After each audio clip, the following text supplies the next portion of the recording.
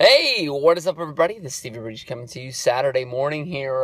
Got here really freaking early for work. Listened to Talkin' Shop this morning on the MLW Radio Network. One of the best podcasts there is out there, listening to wrestlers out there on the road, living the life. But the other day on the Jim Ross podcast, he talked about the fact that he thought that a great main event for WrestleMania 32 would be Batista going up against Brock Lesnar. And honestly, when you think about it, two big behemoths going in there and really just locking in and just going all out at a battle.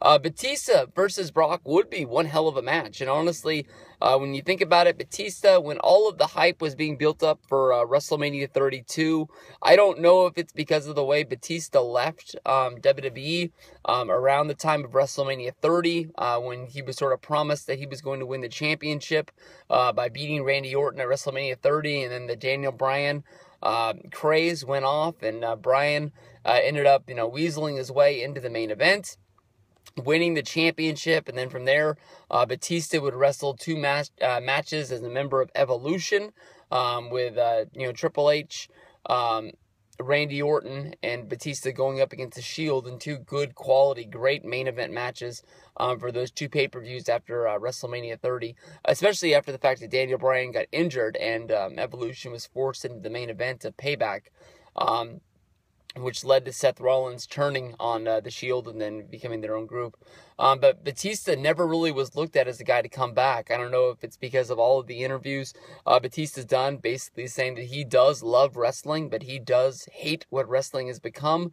He is a guy that basically, if it's just him and Vince, they can really get along and they can make money and they can make things work out. But basically, the PG era in his idea has killed wrestling. The fact of, you can't choke people.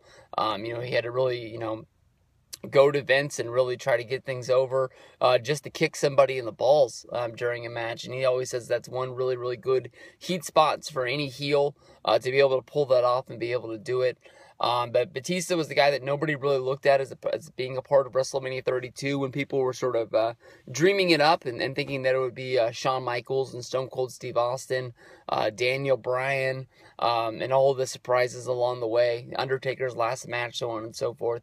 But WWE really honestly is in a sore spot right now of trying to put things together, because honestly, when I'm putting matches together, I'm even using, Batista, bringing him back just to have a match against Triple H, because of the fact of, it's hard to put together a WrestleMania with no Randy Orton, with no Seth Rollins. A lot of the star power is not there. A lot of the matches that we thought we were going to get, like a Daniel Bryan versus Shawn Michaels, a Stone Cold Steve Austin versus Brock Lesnar, and you got these big names, but you don't really have anybody for them to wrestle because either WWE, doesn't have enough baby faces to go up against the heels, or they've just not made any stars to get up to the main spot. I know that on Wrestling Observer Live, Brian Alvarez talked about one of the winners that's been talked about to win the Royal Rumble this year that would go up against your World Heavyweight Champion. Is somebody that you honestly would not even think to have a chance to win it. Honestly, what I first thought of was Dean Ambrose, but if it's not Dean Ambrose, is it somebody like Dolph Ziggler or, somebody like that they've really been trying to, push to the top, or maybe somebody that we were all circling on the World Heavyweight Championship tournament for Survivor Series, somebody like saying Cesaro. If WWE would just get behind this guy and just give him a shot, he'd be able to really show WWE what he's going to be able to do. But if it is Brock going up against Batista, honestly, I think that's a big deal. I think that's a big match, and I think that it might not be one that you remember for the history of time of big WrestleMania main events, but definitely it would fill a void at this time right now, because if you really think about it, with no Seth Rollins and with no Randy Orton, about the only person that's on the star caliber with Brock Lesnar to face Brock Lesnar would have to be Roman Reigns. And that basically would mean that if Roman wins your World Heavyweight Championship tournament, I guess Brock would have to win the Royal Rumble. And from there, I mean, who would you have Triple H face other than Batista? Because there's nobody really on the roster that the Authority has been fucking with, and you'd have to start an angle pretty much around now if you want it to really get over around WrestleMania time.